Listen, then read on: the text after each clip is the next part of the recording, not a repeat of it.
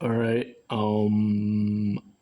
So the last video I just talked, I didn't use any images, so now I want to go through with some images to better explain that this is that recently a Shaolin monk posted doing a one finger handstand. Well, he used both his hands, so it was two fingers, but also he had another monk holding his knees up. So I asked him, I said, do you know if anybody can do this that Haidong could do, against the wall with one finger? So here we have proof that this energy is actually anti-gravity energy. Now, the story of this photo is that he did have to, I guess, be held. His feet had to be held at first, to get himself into position. But there was a wire or something, but it wasn't. There was no, this is a real photo. There wasn't any wire holding him up when the photo was taken. But as far as getting himself into that position, there might have been some kind of help necessary. So then let's just focus on the images. So here we have, again, this is your typical tetractys image as taught in Western music theory. And it's assuming this symmetry in the octave based on the 12. So you have 1, 2, 3, 4, 5, 6, 7, 8, and then it goes over to 12. So we're going to look at what does that actually mean in terms of non-commutativity. So if you take into account non-commutativity, the circle of fifths, here you have the C to G to D to A to E to B. So we can see that this circle of fifths, normally the circle of fifths is taught in a linear manner. But if you look at the traditional Chinese tuning, what they do is they maintain the non-commutative relation of the scale, as Professor Patrick Edwin Morin explains. So this is before any concept of pitch in the modern symmetric sense. So what they do is they start off with the 3/2, but then they go to a 4/3 wavelength, which would be a 2/3 frequency, and then they go back to a 3/2 frequency, and they keep alternating like that, and so you get this zigzag, just like this is a zigzag. Now, when you put it all together, the minor second and the major second then overlap as this fifth dimension within. It's actually a fourth dimension in terms of a three-dimensional space. So that's why they have the line going underneath it, but you can't actually see that line crossing because it's in the fourth dimension. And so now we'll see, what does this mean in terms of time? Because it's actually time. Okay, so now we go back to Gurdjieff. Now Gurdjieff, he taught the same thing, and he called it the law of three. And he said if the Western modern thinking is based on dualism, but actually you have to include this law of three. as the Logos, the secret of the Logos, and the Trinity. I'm reading a book about this right now the original Pythagorean philosophy is not the same as the Greek philosophy. So the problem is that Gurdjieff, he was using the Greek intervals that the church used, and that was actually Platonic. It was still based on Platonic philosophy. So it's very easy for people to misinterpret Gurdjieff in terms of a Platonic philosophy, but he was actually saying that this is the perfect fourth is Fa, and then the perfect fifth is Sol. So then he starts another Do as another root tonic going in the opposite direction, and then he has this Fa and Sol contained in this shock. He calls these the shocks. So there's 3 shocks. The first shock is from eating food, and that naturally creates heat. The second shock is from breathing. This is the same as the Tibetan yoga breathing that Gurdjieff apparently went to Tibet as a spy, supposedly, and he trained in the Tibetan yoga breathing that everybody knows now as the Wim Hof breathing, because Wim Hof has been proven, he's well documented. He creates this amazing internal heat that can melt ice and keep his body warm even though he's submerged in ice. And the Taoist yoga masters have also been proven to have the same ability. And so that's from the second shock of the breath, and that creates this reverse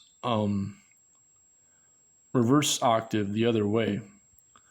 And so we can say that the third shock is actually a reverse octave. Now, what's fascinating about this is what Gurdjieff calls the big accumulator through the heart. And so the heart is the Wan Qi. The Wan Qi, it's based on the right side vagus nerve going to the right side of the heart. Because this is what Ramana Maharshi talks about this also, how the right side of the heart is the secret pinhole to the formless awareness of the universe. So this reverse octave is actually the quantum undertone from the future. So it's reverse time and negative frequency from the future. So normally we think of amplitude as a classical definition, but here it's proving that the amplitude is actually this reverse time as the origin of life. And this is what Roger Penrose talks about as the gravitational potential energy that also powers the sun. It's dark energy as the reverse time energy that Schrodinger first, discussed in his 1945 book, What is Life? So Gurdjieff, this is what he's trying to convey, and he calls it the unmanifest sun. So that is actually what Schrodinger and Roger Penrose currently talk about, that what really powers the sun is the low entropy at the early origin of the universe.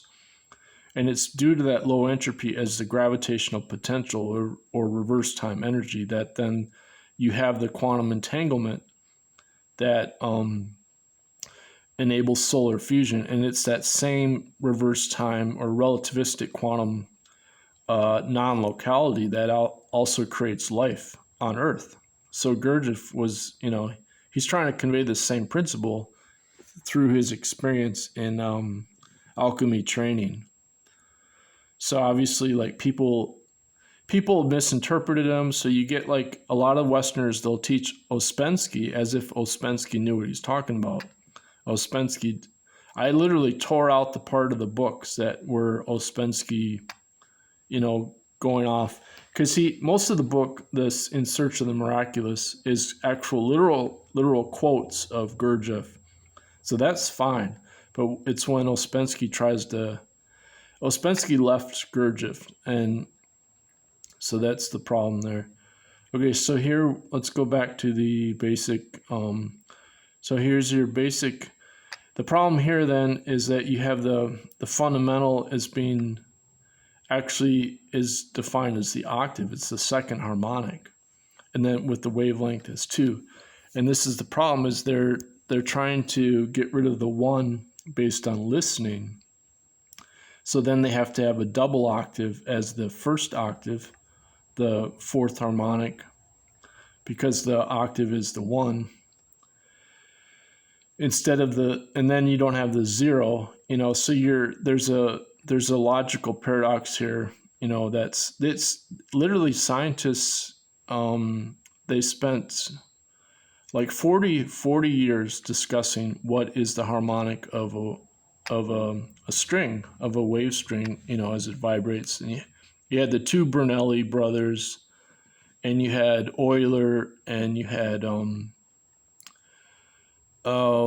I can't remember all the other scientists that D'Alembert. I don't know how to pronounce his name, but his wave equation is still used. With that wave equation, you can convert all the different types of energy in physics. Okay, so here I talk about they have a logical error. You can expose this, so they're trying to claim that the wave is within the length of the string. I'm not going to go into all this right here. You have to actually go through it to read the error that they cover up. But that's the same thing. That goes all the way back to Philolaus. And I've gone into that already. I'll be quoting him. And so this goes back to Alon Khan. If you go back to that musical tuning Taurus, he's expressing the same concept. So when you have that crossover of the what would be a 9/8 in music tuning, the major second interval is 9/8 interval, and then it's cubed as the square root of 2. And what he's saying is that at each 0 point of the geometric magnitude, there's already this other future and past overlapping that's non-commutative. And that's what he means by that 2-3 infinity. So you have to visualize a fifth dimension, essentially. Well, it's a fourth dimension of space, but in terms of time, it's a fifth dimension. So this goes back to the music theory. So this is the other thing. It's like, well, you have to visualize this fourth dimension of space, And, okay, so now we'll go on to the next image. Okay, so this, in terms of our, what is consciousness in the brain, we have to realize that there's the center part of the brain is actually what's activated by deep listening from music tuning based on the thalamus and the corpus callosum that connects the right and left part of the brain. And what they're realizing is that the thalamus plays a much greater role in our consciousness. And this is what Roger Penrose is also arguing with Stuart Hameroff, is that you can have this direct awareness that's from the future. It's reverse time awareness. It's what Roger Penrose calls proto-consciousness. And that's our true free will as consciousness. And consciousness is in the past. And so this is the consciousness here. It has to get all the way to here, based on what he calls, the collapse of the wave function, is that is consciousness, whereas the proto-consciousness is inherently non-local. And by understanding music theory, what they've documented is that ultrasound is what creates this non-local proto-consciousness in the brain through ultrasound, causing quantum coherence of the microtubules with tubulin interacting with the tryptophan molecules and the other pi resonance molecules inside the tubulin. So then you get this reverse time energy. I'm running out of storage because I didn't delete my my previous. I forgot to delete the storage. I got to do that. So anyway, that's what I just talked about. That image. I just explained that. That's the cave meditation. This is the calendar is a reflection of our body energy. And